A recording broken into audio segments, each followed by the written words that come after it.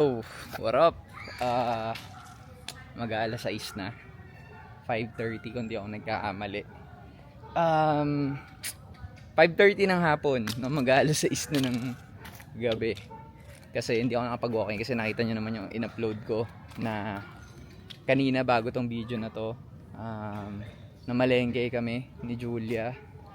So, kasi nga inayos ko na yung pagkain ko, di ba? So, namalengke kami ng mga kailangan ko doon. Tingin ko napanood yun naman yun. Ano ba? Siguro bago tayo magsimula sa pag-uusapan natin na nandiyan sa title. Isipin nyo hapon na. Hindi ko naman talaga to routine, hindi ko naman to oras. Pero parang dahil meron akong goal na sabi ko maglalakad ako araw-araw, hindi pwedeng hindi ko siya gawin. Kasi hindi naman siya mahirap eh. Hindi mo na ako parang nakakatamad kasi ang hirap, mapapagod ako. Hindi eh. Hindi siya ganoon eh, hindi ako nai-stress eh. So parang hinahanap tuloy siya ng katawan ko kasi yung effect niya masarap. Gumagaan ako, ang sarap. Parang mas nakakapag-isip ako, parang feeling ko dahil lang daily lang ako naglalakad ng 1 hour straight, no? Parang masarap siya sa pakiramdam. Kaya ngayon, parang okay to ah. Pwede to ah, tara gawin natin 'yan. Tapos yung ano ko pa, yung cellphone ko pa, yung fitness app, yung bilog na bubuin mo. Parang sabi ko, parang sayang naman kung biglang hindi siya makukumpleto, hindi ko siya mabibilog. Sayang naman kasi puro bilog na yung nakukumpleto ko eh. So, yun. 'Di ba? Napakasimpleng goal pero effective. So, ngayon pag-uusapan natin is yan yung nasa title, no? Bakit kadalasan ng mga tao, hindi mali. Bakit madaming tao? Yan. Bakit madaming tao yung natatrap lang sila doon sa kung sino sila 5 years ago or 10 years ago, no? Yun yung sigurong feeling kong masarap-sarap pa pag-usapan kasi pwedeng ikaw yun, pwedeng ako din yun, di ba? Pwedeng kahit sino sa atin yun kasi actually lahat tayo pala yun. Bakit tayo natatrap doon sa isang bagay na yun? Hindi siya sa sa isang particular na bagay kundi sa lahat. Like for example, gagamitin ko yung sarili ko na lang, no? Bakit ako hindi ko pa rin nare-reach yung gusto kong level ng katawan. From 5 years ago hanggang ngayon, nare-reach ko siya ng kunyari ang goal ko 100%. Nasa 40% na ako dun. Ba't di ko magawang 100%? Ano yung dahilan kung bakit hindi ko siya naaabot? 'Di ba? Bakit nandun pa rin ako sa point na kaya kong gawin to palagi, tapos pag nawala ako tataba na naman ako. Bakit ganun?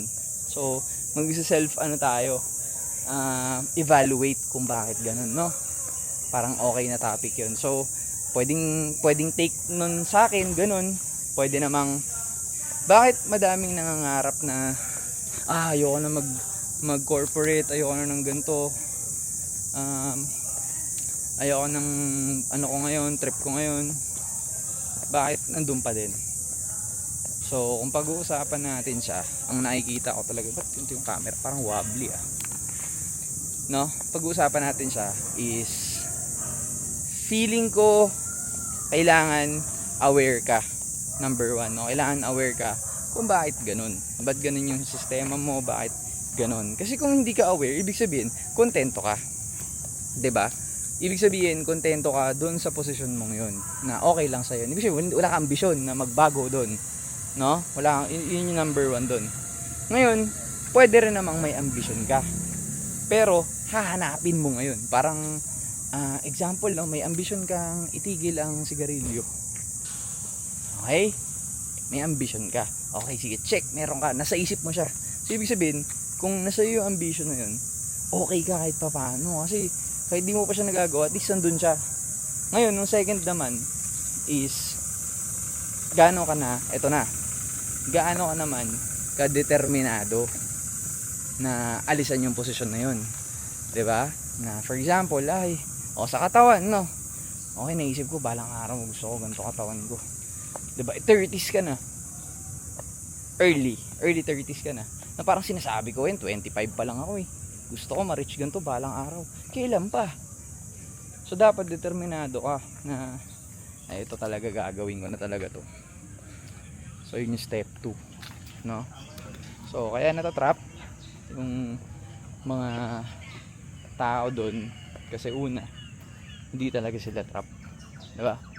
Hindi talaga sila trap. Ibig sabihin, gusto nila doon, di ba? Hindi sila trap. Pag sinabi mo kasing trap, yung ano eh, baga, parang hindi ka lang makakawala. So yun, number 2, dapat determinado ka. Syempre dapat determinado ka na makalis doon. So anong gagawin mo doon? Yun nga, yung parang sinabi ko sa inyo, kailangan talaga self-aware ka doon sa mga mali.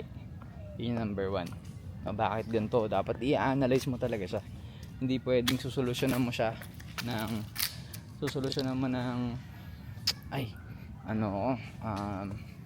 pangalan na ito, ay lumalaki ako, gym ako, nang wala kang pattern, wala kang direction.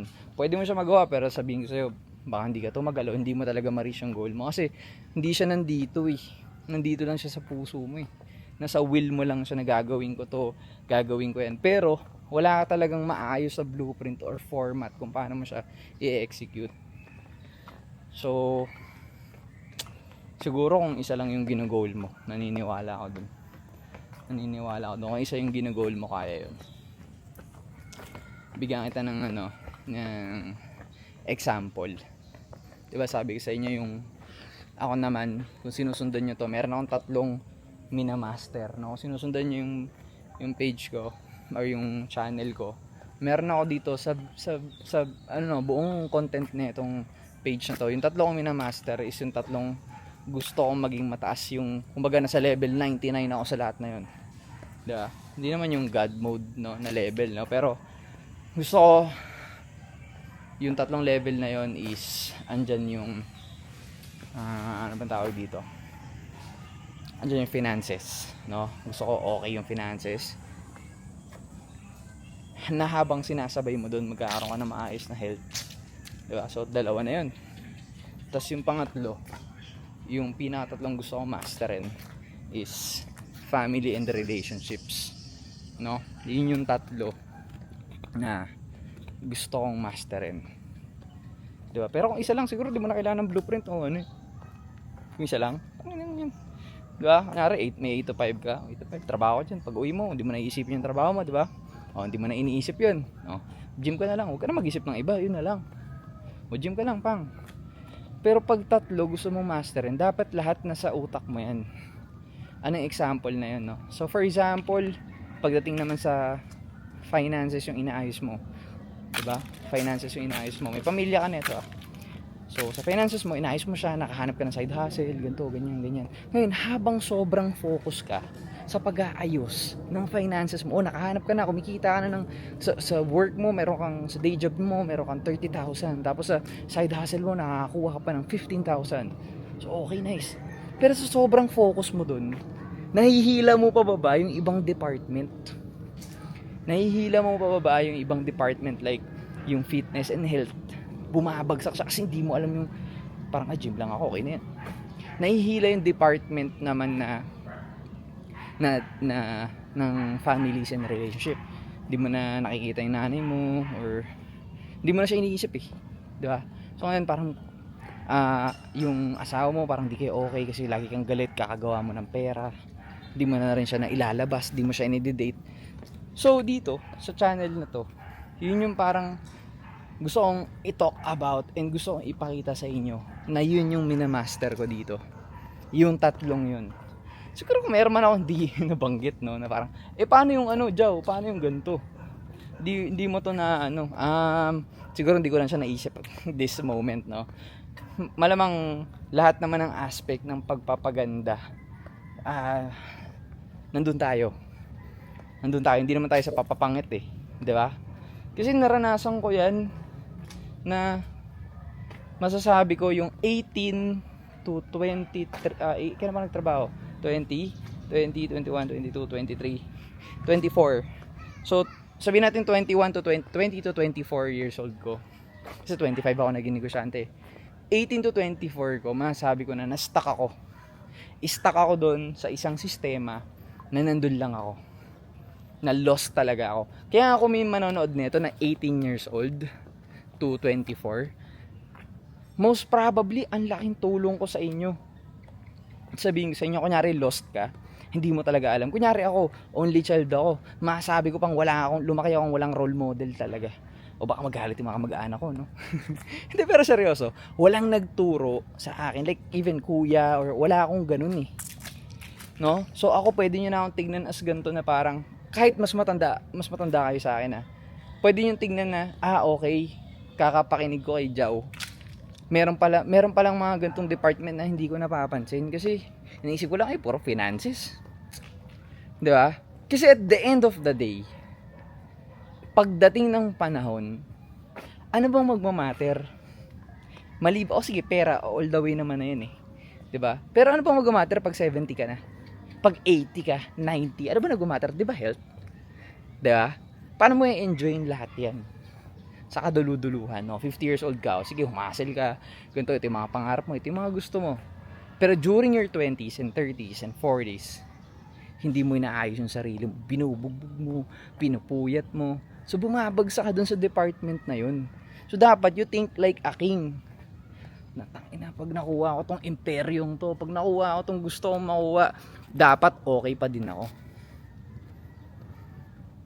Diba? Hindi ako nagtotalk ng nagmamagaling. Di naman sa ngayon 2026, ito yung tsura ko. Ang goal ko lang is kahit pa paano maging fit sa ngayon, dahil nasa stage ako na galing ako sa bad habits, and yun yung binibuild ko ngayon, good habits, na ayusin yung sarili ko. Yun lang, parang siyempre ka nagmamagaling, di na ako maganda ka pa. Kaya nga ako na yung magpapatunay sa inyo na pag ito umidad, itong video na to dalhin mo sa 2 years, 3 years, 4 years, ipapakita ko na ito talaga yung resibo. Kaya gusto kong galingan siguro magkaroon ako ng sports car, magkaroon ako ng bahay, magkaroon ako ng flex na siguro yun na yung pinaka flex sports car kasi ba't ka bibili ng sports car kung wala ka pang family car, kung wala kang utility car siguro, para pang mayaman na yun siguro. Pero pwede rin, no? Siyempre, kunyari family car, SUV or van, tapos may pick up truck ka para sa mga di ko alam na okasyon. Basta may pick up ka kasi ewan ko, di ba?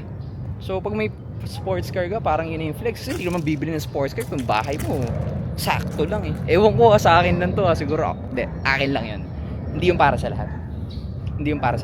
Sa akin lang, kumbaga parang non-negotiable ko yun. Parang ba't ako bibili ng sports? Kasi hindi man ako car guy Para sa akin parang inner child na lang yun. Pag nakabili ka ng sports car, dapat requirement, may tower type ka na aircon sa bahay, sa sala mo. Ganon ko siya nakikita Either may swimming pool ka or basketball court ka. Ewan ko, parang at a minimum requirement, may home gym ka. Alam mo yung bahay mo na wow, kasi araw-araw mo yun Sa akin to kasi yun yung nag-work sa akin. Again, hindi ko nilalahat, hindi to para sa lahat. Ako lang naman to, yun lang naman na-visualize ko. Pero yun yung mostly bakit yung karamihan ng mga tao is nai-stuck sa posisyon nila kung ano sila dati hanggang ngayon. So for example, may mga tao na parang ako, bakit ako na-stuck? Siyempre, sino ba bang example ko? Ba't ibang tao? Hindi ko naman alam kung anong pinagdadaanan nila. 'Di ba? Ako, siyempre example ko sila. Bakit ako na-stuck nung 18 to 24 ako doon sa buhay ko dati? Kasi walang role model na ito ganto ganyan, ito diskarte. Yan, walang nagturo sa akin So lost boy ako na parang akala ko tatrabaho ako, tapos uuwi ako, tapos babarkada ako, magiinuman kami, magte-trip kami basically. Okay lang naman yun don't get me wrong din babasagin ko lang Pag 18 to 24 ka, hindi ko sinasabing mali lahat yun. Pero at least sana alam mo yung right path na kailangan ko pala alagaan yung health ko, at pala kahit papaano watch out ako sa kinakain ko, ganyan.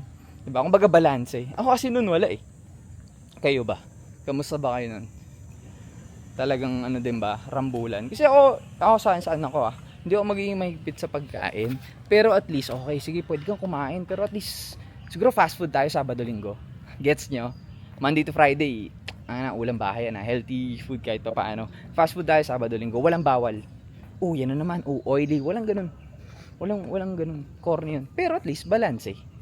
Gets nyo? Ako kasi dumaan nga ako sa punto na parang araw-araw ganto, fast food, pizza dito, ganto ganyan. So, yun. Yun ang napapansin ko ba't hindi nagbabago yung pattern ng buhay ng mga tao, kasi wala talaga silang nakikitang tao o kilala na medyo tumagos kahit papano. Wala silang kilalang tumagos, or meron man pero yung ego nila ayaw nila magpaturo kasi ganto ganyan, ayaw nila kasi magkaedad lang tayo, bakit magkaedad lang tayo, mag-batchmates tayo, bakit ganun. Minsan ganun yun eh. Pero kung ano ka, dapat makuha mo siya as privilege na ay kakilala ko to, alam niya na yung sagot, kailangan ko siya tanungin, baka nagbago pa buhay mo, no? Yung problema kaya nai-stuck kasi nahihiya magtanong, nahihiya lumapit, 'di ba? Kasi parang feeling ko kung ito parang ganito, 'di ba? Siguro stuck pa din ako sa andyan yung mga gamit pero hindi ko siya ginagamit kasi nahihiya akong hawakan yung camera ng ganyan, kahit may tao sa likod ko, may tao dyan sa gilid. Siguro nasa stuck pa din ako sa isang posisyon na yun, 'di ba? Na parang gusto ko to alam kong gusto ko to. Siguro sa akin lang iniisip ko masyado iniisip ng iba, kaya ako nai-stuck eh. Kasi iniisip ko masyado, iniisip ng ibang tao sa akin. Ano kung pakialam nila sa akin? Wala naman talaga silang pakialam. Feeling ko pag nakita nila akong ganito, titingin lang sila kasi vlogger.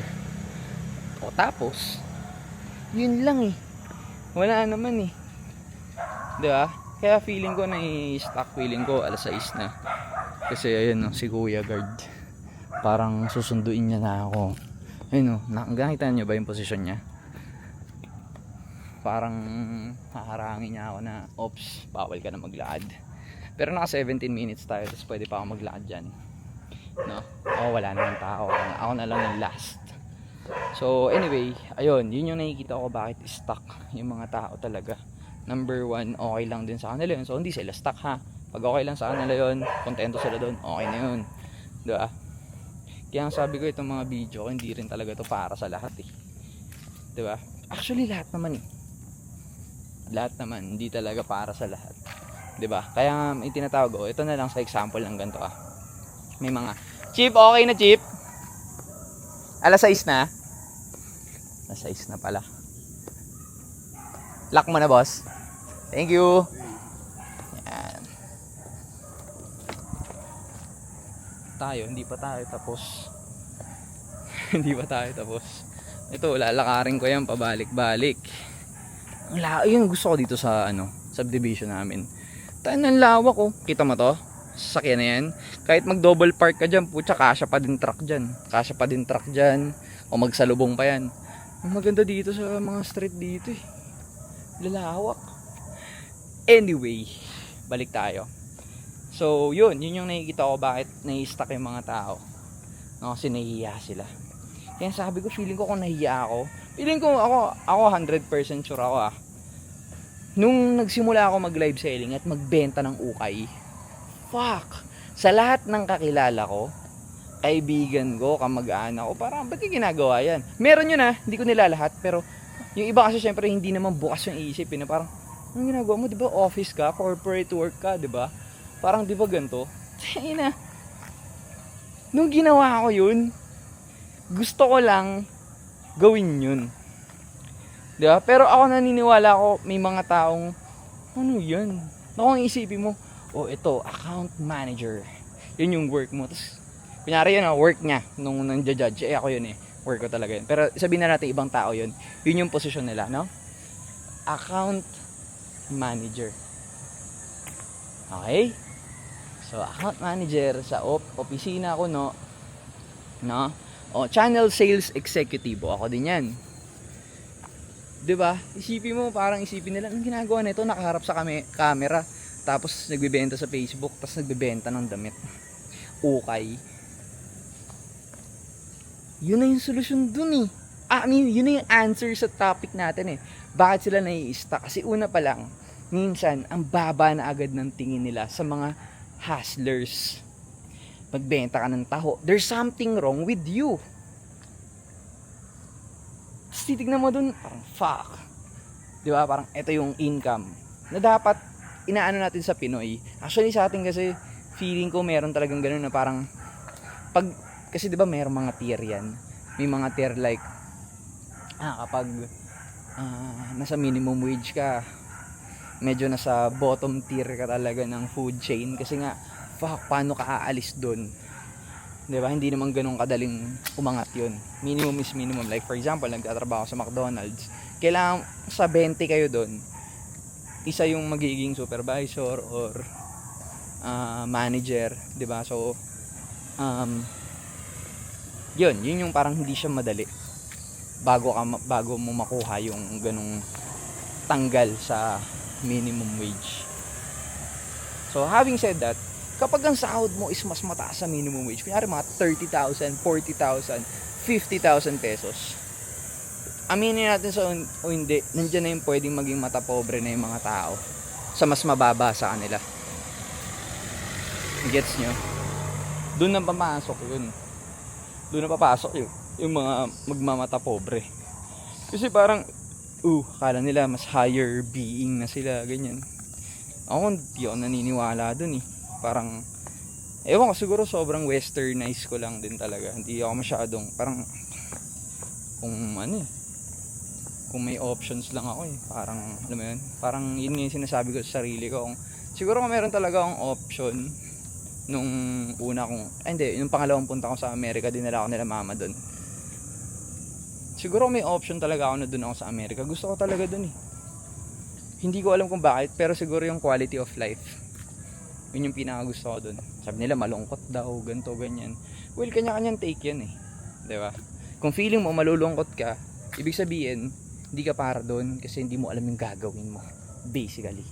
Hindi mo alam kanino ka hahalubilo, takot ka sa ibang lahi. Pwedeng ganun.